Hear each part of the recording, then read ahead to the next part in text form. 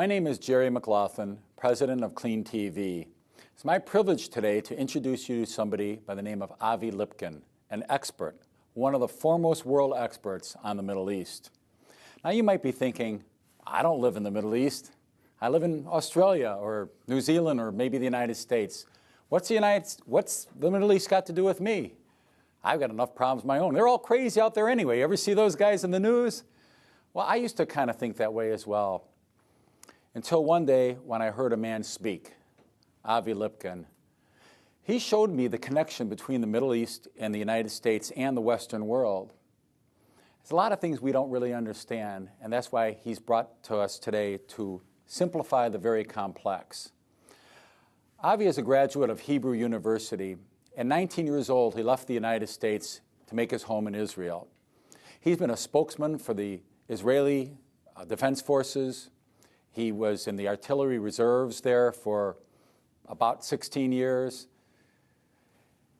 He wrote a book back in 1997 called Is Fanatic Islam a Global Threat? The world wasn't listening to him then, but they're certainly listening to him now. He warned the world that fanatic Muslims would come on United States soil as terrorists, aiming airplanes at landmark buildings. He even mentioned in his lecture series the World Trade Center would be the source of another attack. Without further ado, the man who will tell us a lot of things that are likely to happen next in the Middle East, Avi Lipkin. Okay, shalom. Hello, my name is Avi Lipkin, and I wanted to thank Jerry McLaughlin, my agent for gosh knows how many years, 10 years at least, and president of Clean TV. I'm here to share a subject about the threat of Islamic terrorism, not only to Israel, not only to the Jews, primarily to the Judeo-Christian West, and of course to all of human civilization, in my opinion. This is a very, very short message. I do have different resources available with up to 20 hours of teaching on CD, DVD, and books. We will try to focus on the latest updates on what's happening in the world. I'm an American-born Jew, 1949. 20 years later, I moved to Israel. And I moved to Israel for a number of reasons. Of course, Zionism was one of them. But there was this purported teaching that I received as a young child in Hebrew school that the Christians hated us, and the Germans did what they did to us in the Holocaust, and the Russians, and the Ukrainians, and the Poles, and the Catholic Church. And even though the white Anglo-Saxon Protestant America never killed one Jew, we were taught in Hebrew school as children that the day would come that the Jews would have to flee from the United States of America. And so I felt if I wasn't wanted in this country, in America, which is the greatest country on the face of the earth, I decided to move to Israel. And I moved to Israel. And I was very, very happy to be a Jew in the Jewish state of Israel, very happy to get away from America. I did not hate the Christians, but I felt they hated me. And when I met my wife, Rachel, who is a Jewish woman from Egypt, all of a sudden I was extremely shocked, because the first thing my wife said to me, and it's the first thing she says to me in any discussion over the last 40 years, she says, I'm crazy. Why did I leave America to go live in Israel? Israel is a poorer country. Israel is a country relatively at war, whereas America has internal peace. Why would I leave my mother and father at age 19 to live in Israel? And I said to her, because the Gentiles hate us, the Goyim in Hebrew. The Goyim are the Gentiles. They hate us. And my wife said, the Goyim? Who are the Goyim? I said, the Christians. Because in America, you're a Jew or you're a Goy. You're a Jew or you're a Christian. And then my wife said to me, the second thing she says to me in any discussion, which is, you don't know anything. She said to me, you see, Christians and Jews in Egypt and in the Middle East are considered one people. We're considered the people of the book, the people of the Bible. Jews and Christians believe in the same God, the God of Abraham, Isaac, and Jacob. It says so 7 times in the New Testament. Jews and Christians believe in the same Old Testament together. And Jews and Christians believe that the Messiah is a Jew from Israel who speaks Hebrew. So for the Christians, that's Jesus Christ. For the Jews don't know who the Messiah is yet. The Muslims, my wife said, they have another God, Allah al-Ilahi, which is the moon god, the war god, and the sword god. That God hates the Jews and the Christians. contrary to the God of Abraham, Isaac, and Jacob, who loves the Jews and the Christians. They have another book called the Quran. The Quran replaces the Bible of the Jews and the Christians. The Quran is a replacement theology book. And thirdly, the Messiah of Islam, the Mahdi, is coming back a second time to kill every Jew on Saturday and kill every Christian on Sunday. This is at the heart of the Islamic faith. There is no Muslim who will deny what I'm saying. There is indeed also a teaching, for example, that on the day of judgment, every Jew will be killed in battle by the Muslims. There will be no Jews on the face of the earth. There will be some Jews who temporarily evade death. They will hide behind rocks and trees.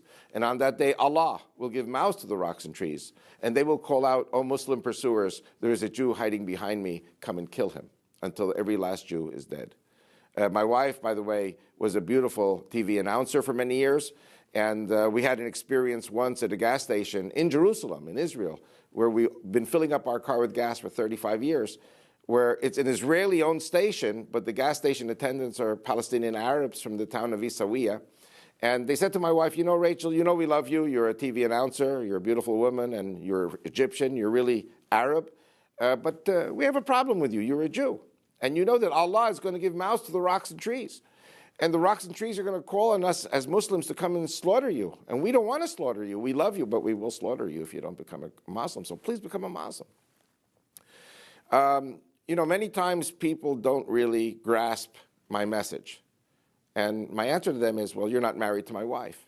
If you were married to my wife, and if you had my wife as your teacher for 40 years, you'd really understand the message. I believe that Israel, America, Europe, the West, the world, humanity, even the Muslims themselves are threatened by this system known as Islam. And my wife and I have become kind of like, I would say, antibodies to the sickness. I understand how Christians think because I was born and raised in a Christian country, America, praise God. And my wife was born and raised in an Islamic country, and she understands how the Muslims think. We're both Jewish, and together we have become a team over the last 40 years. My wife also monitors the radio broadcasts, TV broadcasts, and newspapers in Arabic of our neighbors, and they say some very terrible things. They say, for example, I'll give you an example. In the summer of 2003, in Jerusalem, on the Temple Mount, the Mufti of Jerusalem, the highest Islamic cleric, Akram Sabri, was quoted as saying, my wife picked up his preaching on the Temple Mount. He said, "Kill the Jews, kill the Christians, kill the Israelis, kill the Americans, kill the monkeys, and kill the pigs."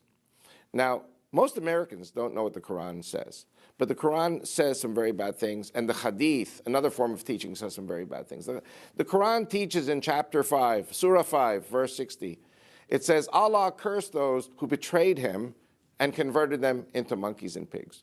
Now, it doesn't say the Jews and Christians, but if you want to know who the monkeys and pigs are, all you have to do is ask any 6 or 7-year-old Muslim school child here in America that goes to the schools, the Islamic madrasas here in America, funded by the Saudis. And they will tell you, yes, the Jews are the monkeys, the Christians are the pigs. Every Muslim knows this. Now, why are the Jews and Christians hated by Allah? Why are we cursed by Allah? Why are we converted into monkeys and pigs? Because the Jews and the Christians were not willing to accept that Muhammad was the greatest and the latest of the prophets, according to the Muslims. In other words, for the Muslims, Muhammad is greater than Moses for the Jews and greater than Jesus Christ for the Christians. And because the Jews and the Christians, who are one people, we are called Ahl el-Kitab, we are called the people of the book. Because the Jews and the Christians should have known better, according to Islam, therefore our punishment is that much worse. In the Hadith, which is another form of Islamic teaching, it says that Jesus Christ is coming back a second time as a Muslim warrior dressed in black. He will be riding a black steed. He'll be carrying a lance, and he will stab the Antichrist in battle. The Antichrist, by the way, in Arabic is the Dajjal. The Antichrist will be a Jew, and Jesus Christ is a Muslim. And after he kills the Antichrist, he will go up to Jerusalem, pray with 400,000 Muslims, come down, break the crosses, destroy the churches of the Christians, destroy the synagogues of the Jews, and on that day of judgment, all Jews and Christians who are considered the people of the book in Islam, all these Jews and Christians will be put to the sword personally by Jesus Christ, the Muslim. Again, everything I've said until now is very, very strictly adhering to what the Muslims say and believe. Unfortunately, most Americans don't have a clue that the bottom line of Islam is the triumph of Islam over Judaism, over Christianity, over every religion on the face of the earth. Every religion must be abolished.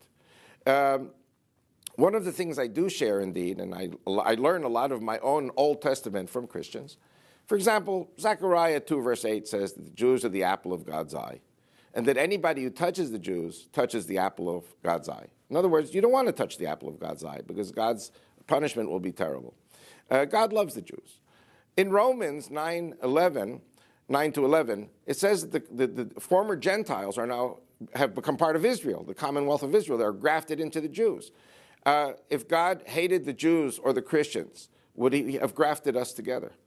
The fact is that God loves the Jews. God loves the Christians. Now, does God love the sinner? Does God love the pagan? God loves the pagans. He loves the Hindus, the Buddhists, and he loves the Muslims too. Why? All human beings are in the image of God. God does not seek the death of any of the human beings on the face of the earth. God seeks the repentance, the faith of every human being on the face of the earth. If we look at Allah, Allah wants to kill the Jews on Saturday. He wants to kill the Christians on Sunday. He wants to kill the Hindus, the Buddhists, and the blacks on any day. And then, not necessarily in that order, then the Muslims go ahead and slaughter each other. Sunnis kill Sunnis, Shiites kill Shiites, and Sunnis and Shiites kill each other. Now, I had to give this background, this religious background, to make you understand that even if you are not a Jew or a Christian, even if you are an atheist, you have to understand that the nature of the enemy that is seeking to destroy America and is seeking to destroy the world, the enemy is a religious enemy. It is a satanic religious enemy. It is an enemy that believes in a moon god, war god, and sword god. And even if you don't believe in God, that enemy will still see you as a Judeo-Christian Westerner to be put to the sword. My message is not only for Jews and Christians. My message is not only for Hindus and Buddhists and all people on the face of the earth. My message is even for the Muslims, because I hate it when Muslims kill each other. I love the Muslims very much. And, you know, I used to hate Germans. Today I love the Germans. But I realized that Nazism killed 20 million Germans in World War II. I love the Russians, but communism killed 40 million Russians and Ukrainians. Mao Zedong, only God knows how many Chinese died because of Mao Zedong. Pol Pot, in this little country of Cambodia, killed 2 million of his own people. All of these murderers were followers of Satan, in my opinion. And by the way, there are many Jews who believe that Satan, Lucifer, does not exist as a human entity or as an angel. But, you know, in Judaism, especially if you look at the book of Job, if you look at other books in the Bible, the Old Testament, you will find a personality known as Satan. Of course, the Christians embellished it with Lucifer, the fallen angel. It's in Isaiah 14 also, by the way. And my faith says to me that contrary to what the Jewish religion says that Satan is merely the evil inclination that exists in every human being. In other words, you have a choice to do good and evil. If you do evil, then Satan took over. But there is, I believe, a power. It is, by the way, authorized by God as a test. But that power is an evil power. And there is an angel who said he was greater than God, and that was the reason for his fall from heaven. And by the way, when the Muslims call to prayer and they say Allahu Akbar doesn't mean God is great, which is what all your media tells you. Allahu Akbar means that Allah is greater. And if you understand that Allah is greater, Allah, the moon god, the war god, the sword god, a god specifically prohibited by the book of Deuteronomy chapter 17. Allah is a Satan god because Allah hates the Jews, wants them dead on Saturday, hates the Christians, wants them dead on Sunday, hates the Hindus, the Buddhists, the blacks. And I think Allah hates the Muslims because in the name of Allah, the Muslims slaughter each other. And the bottom line of Islam basically is the destruction of the earth and the human race. This is my faith. Now, this program that we're doing now is not so much to be a church preaching or a synagogue preaching, but in order to understand the current events today, in order to understand 9/11, in order to understand the world economic collapse, which is as a result of the $147 a barrel, which sucked out all the oxygen from the economy, you have to understand the forces at play, which are acting to the detriment of the United States, the world economy, and of course Israel. The Islamic agenda is not anything new for people who know history. Unfortunately, most Americans do not know history. And Jerry referred to this in his introduction. Most Americans don't know history. The war, which people believe began on 9/11 in 2001, that war has been going on nonstop since the year 622, when Muhammad started his new religion, Islam. We are facing today, I believe, two different types of threats from Islam. We're facing revolutionary Islam, and we're facing evolutionary Islam. The revolutionary Islam is the violent 9/11 type of Islam, the terrorism, the killings, Taliban, Al-Qaeda, even the Iranian form of Shiite Islam is part of this revolutionary Islam. That basically there is no compromise with the Judeo-Christian West. There is no compromise with India, the Hindus. There is no compromise with China, the Buddhists. This is a war to the finish, according to the revolutionary Islam. It is a violent, military, and triumphalist type of war. On the other hand, there's another threat from Islam called the evolutionary Islam. And this is an Islam represented, I would say, by what we call today the moderates. Saudi Arabia, Egypt, Turkey, other countries which believe that we don't want to destroy the United States. We don't want to destroy the West. What we want to do is we want to take it over for the glory of Allah. And it is very interesting indeed. We see here a synthesis of the so-called moderates with certain Christians and certain economic people throughout the world who are just too happy to do business with these evolutionary Muslims and to cooperate with them in their plan to buy out the United States, to buy out the Western world, and basically turn the world into an Islamic caliphate, not through the sword, but through petrodollars. So what I want to do is I want first to talk about the revolutionary Islam. And by the way, the revolutionary Islam works at cross purposes with the evolutionary Islam. And indeed, like I said before, there is a synthesis, for example, between the Saudi leadership today and the world leaders in order to root out the Al-Qaeda. Because the Al-Qaeda, which is basically a true fruit of the Islamic education system, the Wahhabi Saudi education system, this Al-Qaeda is a threat to the Saudis themselves. And Osama bin Laden is a threat to the Saudis themselves because he sees them as heretics, infidels, and traitors. By the way, for example, the Saudis, there are three reasons, according to the Al-Qaeda, that the Saudis must be destroyed. The Saudi government must be destroyed. You know, Mecca and Medina are the holy cities for the Muslim people. The Sunnis are the keepers of these holy places. And yet, the Al-Qaeda are saying that there are three cardinal sins of the Saudi leadership, and for that they must die. One of them is, for example, that the Saudi leadership, when they travel abroad, yes, they drink alcohol, yes, they go to brothels, yes, they live a life that is not a life a Muslim should live. And then they come back to Saudi Arabia, put on their white gowns, and they pretend that they are holy people.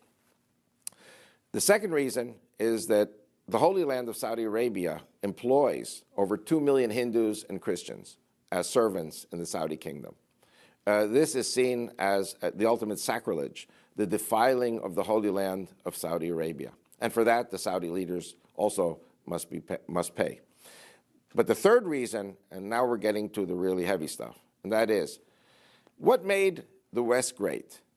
According to the certain people in government in America today, it's the economy. I think Bill Clinton was famous for a sign he had over the Oval Office desk where he would say, hey, it's the economy, stupid. And so there are people in America who think that it's the economy. And there are people in the Islamic world who understand also that it's the economy. And so if the United States does not get oil, the United States will have no economy. If China, India, Europe get no oil, there'll be no economy. If the world economy collapses, that, by the way, is not good for the Saudis. And so the Saudis, yes, collaborate with the Western countries and sell them the oil. Of course, they make a lot of money. They have a very luxurious life standard. And we also see today, because of the veritable collapse of the American economy, the veritable collapse of the world economy, that the Saudis, who are flush with all these petrodollars, they come to America looking for bargains. And they buy up real estate. People are losing their homes. The Saudis are buying the homes. Banks are going bankrupt, so the Saudis are buying up the banks with fire sale prices. Real estate, media. One of the reasons we're doing this show is to prepare a clip that can be used in different media. They're not afraid to use it. And unfortunately, in the United States today and throughout the world, there are many, many people that are afraid of the message that I'm sharing because the media cannot survive without advertising revenues. And the people who have the advertising revenues are the banks, are the corporations, are the oil companies.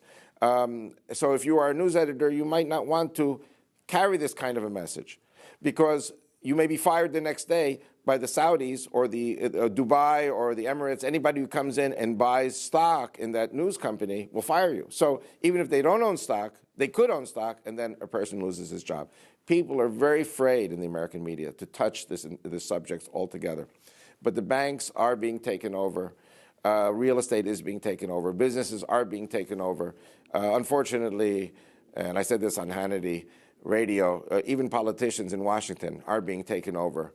There is so much money in Washington today. And by the way, they are equal opportunity bribers. They'll reach out to Democrats and Republicans. So there are many, many people who feel a common interest, a common bond, which is called money and finance. By the way, in the New Testament for Christians, I'm a Jew who reads the New Testament and enjoys reading it, and I like a lot of what's in the New Testament, most of it. It says you cannot serve two masters. Either you serve God or you serve money. You cannot serve both. And so you have a lot of people in power who really, they serve money. They don't believe in God. And because they don't believe in God, they don't understand the threat of the devil, which I say is Islam. And they'll work with the Saudis. They'll work with anybody who has the oil money. And I even have a very important testimony of an ex-Marine who was calling me last summer and just saying, you know, he's driving around. He got a job as a chauffeur for Saudi princes. And these people speak very freely in English about their plans to buy out the United States. And the more the American economy collapses, the more their money can stretch to buy out American enterprises and banks and industries. As I said earlier, there is a revolutionary Islam. I want to talk a little bit about this. The revolutionary Islam says, well, if America is great because of the economy, you have to destroy the economy to bring America down. Most Americans don't really know the background of 9/11. I was talking about this for years. 1991 was the terrible war of the Persian Gulf. It was a terrible war for the Iraqis. The Iraqis claim, and it may be true, that the American and allied Arab forces in Iraq and in Kuwait killed over 200,000 Iraqi soldiers. That's 1% of the Iraqi population. This was after a terrible war between Iran and Iraq, in which the Iranians and the Iraqis lost over 1.5 million people. Saddam Hussein was very, very angry with the United States. And if America, according to his way of thinking, killed 200,000 Iraqis, Saddam Hussein wanted vengeance on America. He wanted to kill 200,000 Americans for the 200,000 Iraqis who were killed. How do you kill 200,000 Americans? Very simple. You have 50,000 people in Tower Number 1 in the World Trade Center. You have 50,000 people in Tower Number 2. That's 100,000. If two planes crash into those buildings, don't forget, in 1993, they tried to blow up the World Trade Center with a truck bomb, and it failed, even though 6 people died and over 1,000 were injured. So the next stage was the use of aircraft. Take 2 aircraft full of gasoline, aviation fuel, crash them in, both planes crashed in around the 97th floor, because according to their engineers, if you hit the 97th floor at full impact, you'll snap the towers. And the towers fall, 50,000 people underneath each tower are killed. So you have 50,000, 50,000 in the towers, and you have 50,000, 50,000 underneath the 2 towers if they are toppled. This was a Saddam Hussein plan together with Osama bin Laden. I don't want to bash the Democrats too much, but the Democrats said there was never proven that there was a connection between Saddam Hussein and Osama bin Laden, but there was. His name is Ramzi Youssef. Ramzi Youssef was the engineer who built the bomb in 1993 for the World Trade Center. Ramzi Youssef also trained, guess what? You remember Terry Nichols? You remember Timothy McVeigh in Oklahoma City? Ramzi Youssef trained Terry Nichols for the bombing of the Oklahoma Murrah Federal Building. This also was a cover-up during the Clinton administration of an Iraqi Saddam Hussein Republican Army plan. There were dozens of Iraqi Army soldiers in Oklahoma City seen cheering on videotapes, surveillance tapes, when the bomb went off in Oklahoma City. TW-800 came down over the south shore of Long Island on Iraq's Independence Day. I mean, what is the probability? 1 in 365, the TW-800 came down on Iraq's Independence Day. And Saddam Hussein the day before said, we're going to give the world a big surprise. And so I think if we add a few other things there, including cross-border infiltration from Mexico and Canada of Islamic revolutionary terrorists, whether they be Iraqi, Iranian, Al-Qaeda, Palestinian, whatever, these people have been coming across the borders from Mexico and Canada. They've been flying into the United States. America does have a sleeper cell threat in the United States of America. The U.S. government, I think, has done a wonderful job since 9/11. I think also that the United States is doing its best to coordinate its activities with the Saudis, because like I said before, if America comes down financially, that is not going to be good for the Saudis either. So they may have fire sales, but the destruction of America is the destruction of the world economy. And like I said before, the Al-Qaeda consider the Saudi leadership as a traitorous leadership. And so you have Muslims killing Muslims, you have Sunnis killing Sunnis. In Iraq, you have Shiites killing Shiites. By the way, it's one good sign is the most recent elections in Iraq were, I think, a very, very big victory for the American way. The pro-Iranian Shiite faction lost the elections, and the pro-American Shiite faction backing Maliki won.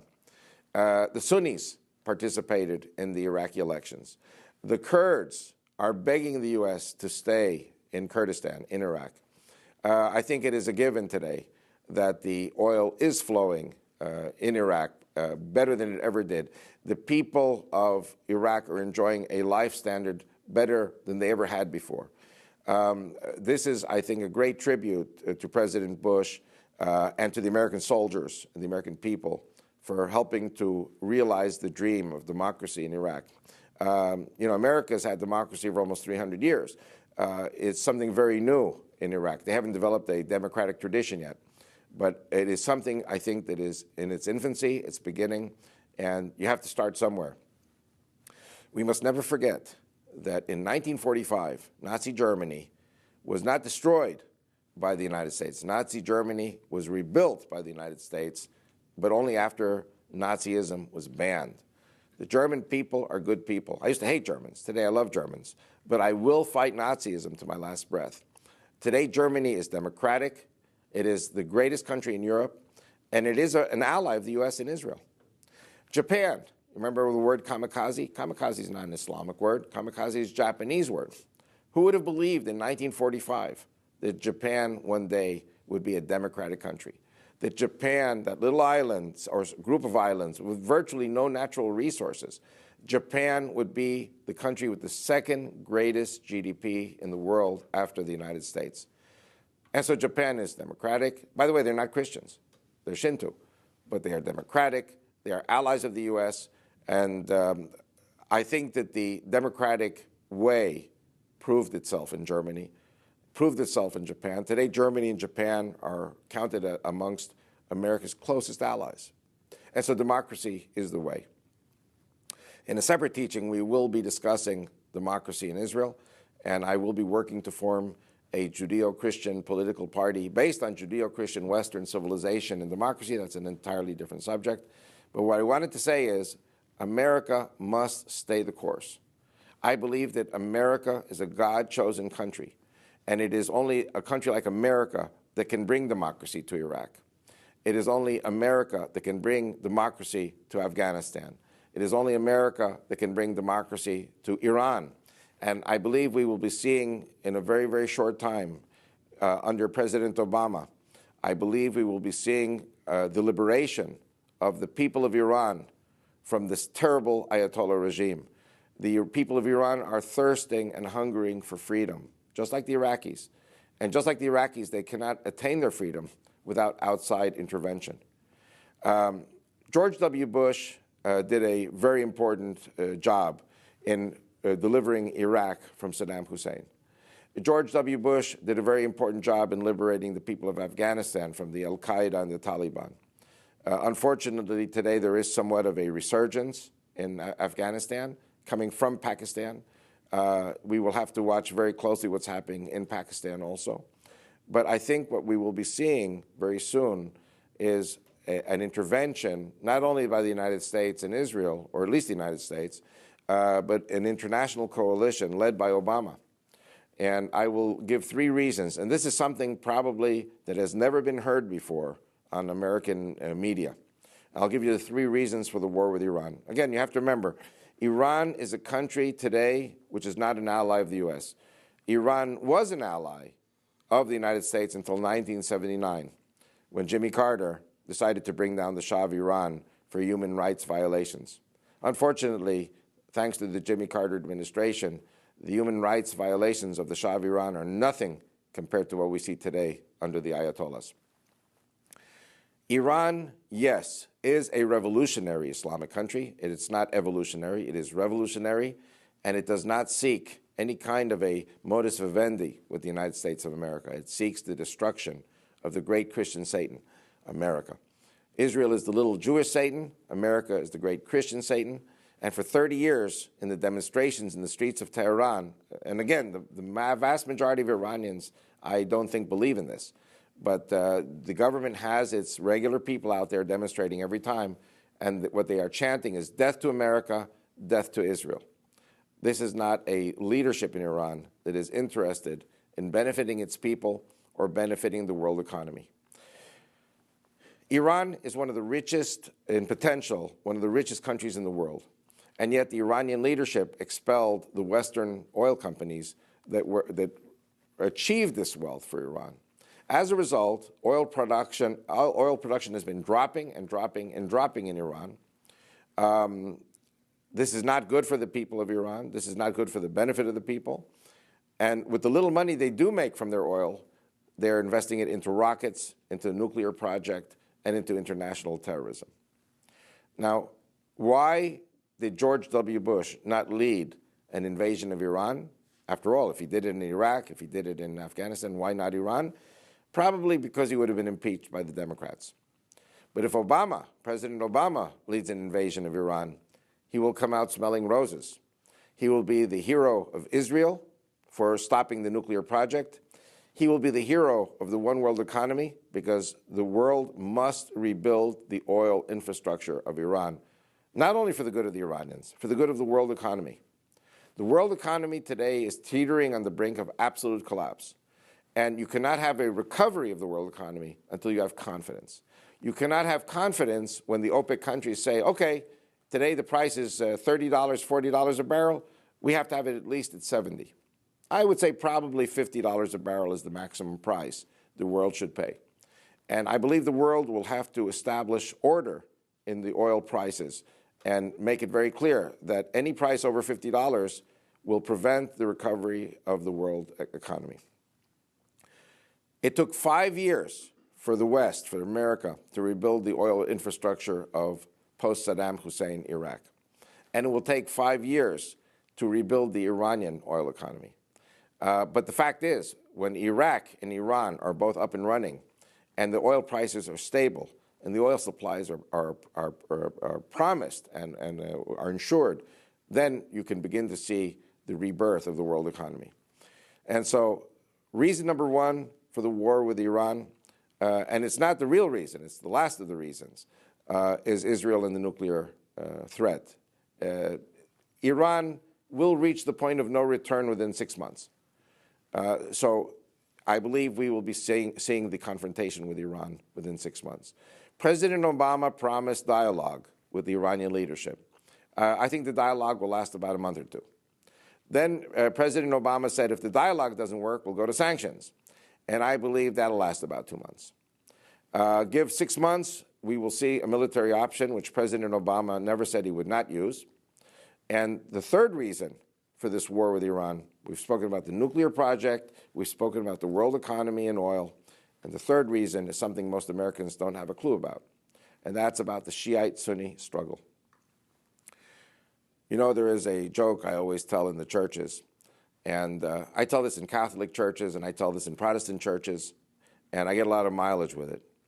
You know, the Catholics and Protestants had something called the Wars of Reformation, and it was a bloody affair, and it was a very cruel affair, as all wars are.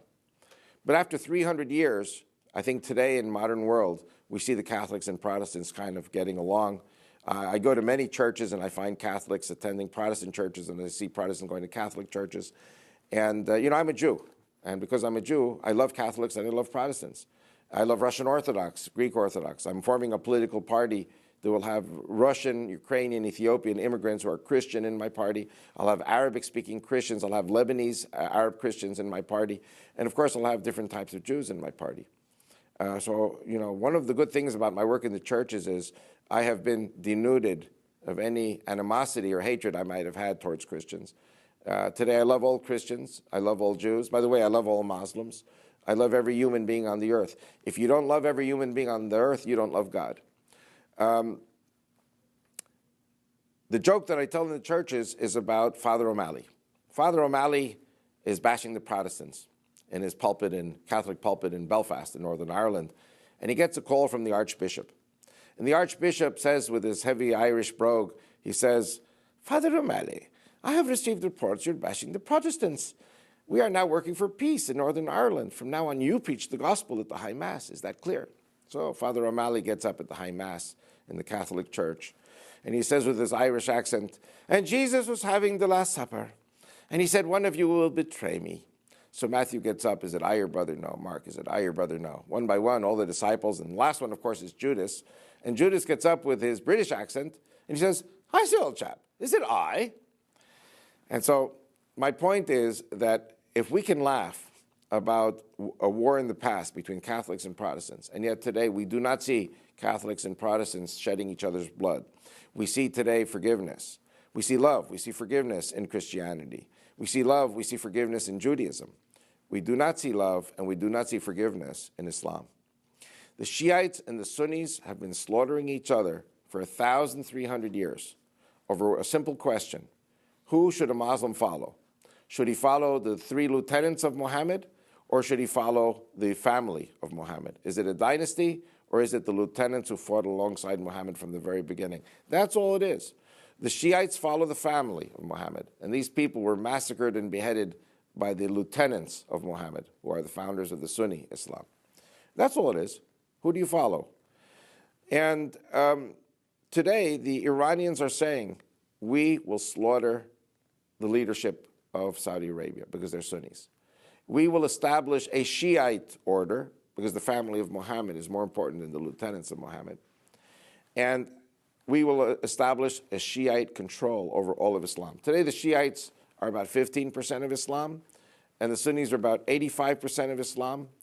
But that 15% of Shiite population is mostly concentrated in one area, and that's the Persian Gulf, where the oil is. And again, it all comes back to economy and oil. Now, I am not going to say that President Obama is a Muslim. He denied it. He's been going to church for 20 years. Even John McCain also denied it. But we all know as a given that Obama's father, his biological father, is a Muslim from Kenya. Obama's half-brothers are from a certain Sunni Islamic tribe in Kenya. These people are responsible for a civil war in Kenya that killed tens of thousands of Christian tribesmen in Kenya. Mosques are being built all over Kenya by these followers of that tribe of the Obama family. Obama had a second father, a stepfather, who was an Indonesian Muslim. And Obama was raised in a madrasa, in an Islamic school. And he went to pray in a mosque. According to Islamic law, if your father's a Muslim, you're a Muslim. My wife, Rachel, who, like I said earlier in the show, monitors the radio broadcasts, was telling me for years that the Saudis were broadcasting that in 2008, there would be a Muslim president in the United States of America. In the eyes of the Muslims, Obama is a Muslim. So I still say it could be he's a Christian. But obviously, his sympathies will be with his flesh and blood. And his flesh and blood on his father's side are Muslims. They are Sunni Muslims. The leadership of Saudi Arabia, Sunni Muslims. The threat to 85% of the Islamic world is coming from 15%, which is Shiites. This is a war to the finish between the Sunnis and the Shiites. And so I believe that President Obama will do what George W. Bush was not allowed to do. In other words, the American economy was not doing well. George W. Bush would have been impeached by the Democrats had he opened up a third front in Iran.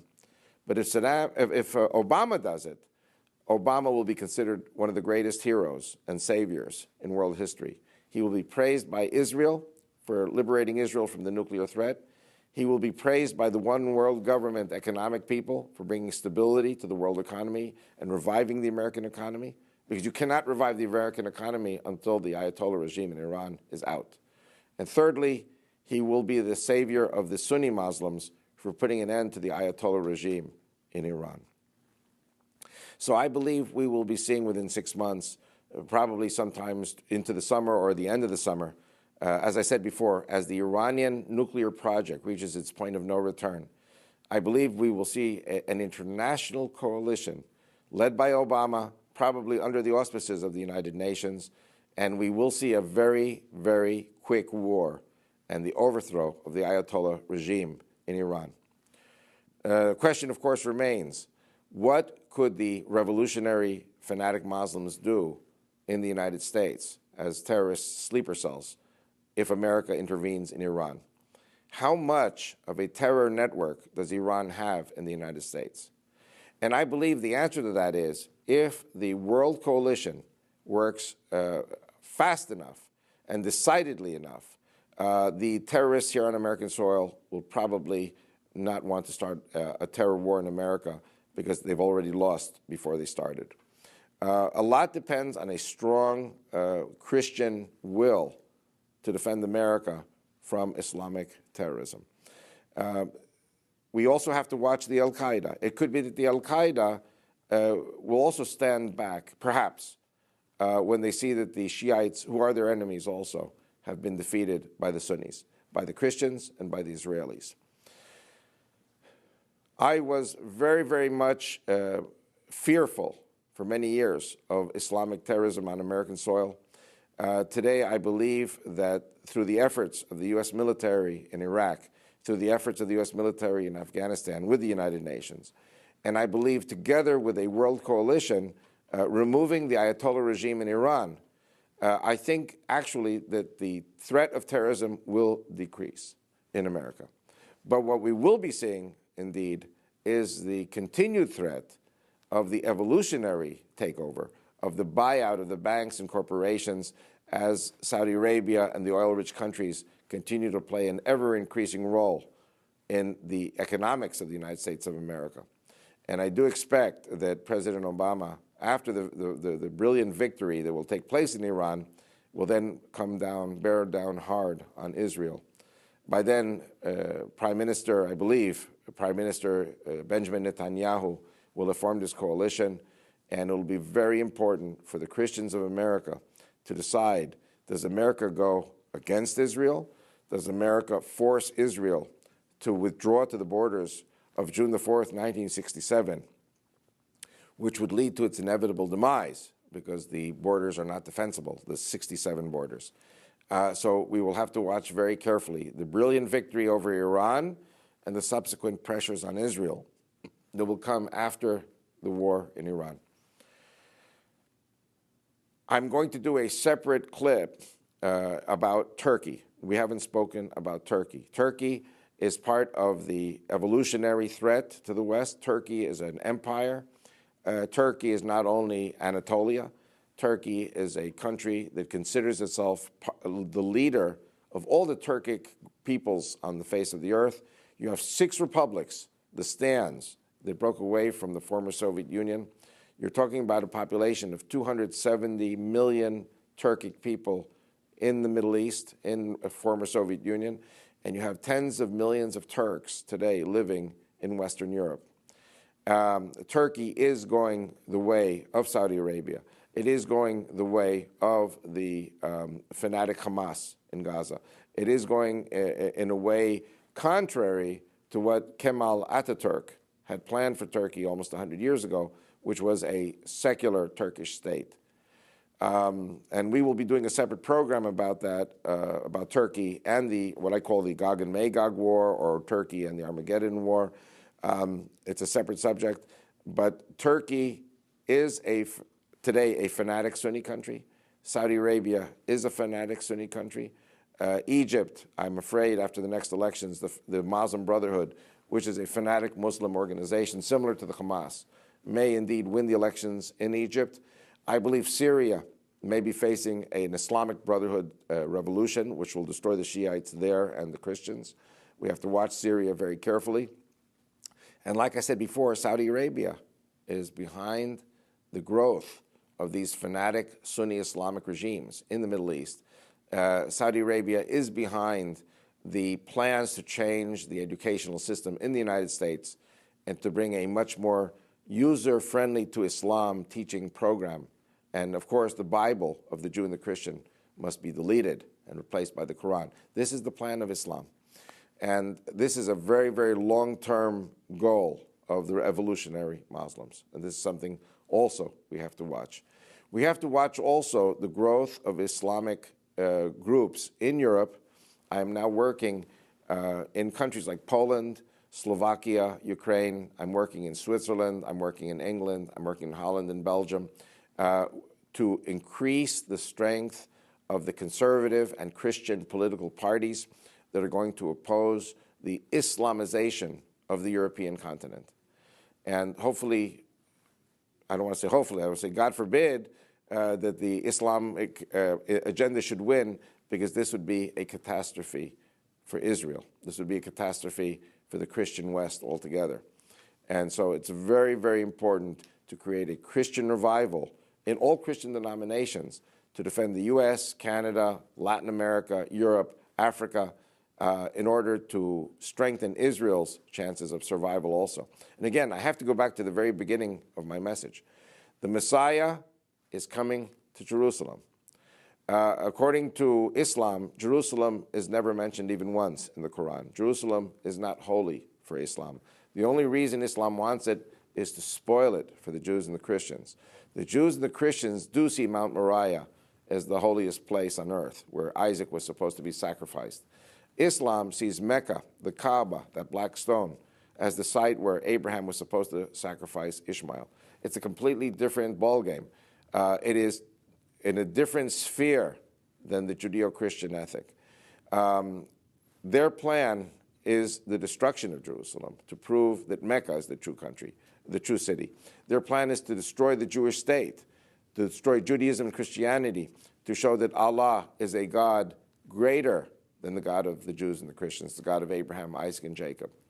And so whether we are talking about evolutionary Islam or whether we're talking about revolutionary Islam, this is going to boil down to a war between God and the devil.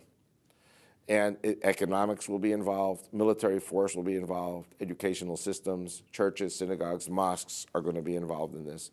And my work is to create an awareness, to be the antibody to the sickness of Islam, because most Americans don't have a clue what Islam really is. And that includes Jewish people also, who say, hey, we were allies with these people in 1492 in Spain. So this is a long-term educational process, and this program, which is one of 3 programs we're doing, will be hopefully an eye-opener for American people, to cause people to question, cause people to think, and most important of all, to cause people to return to God. Thank you very much.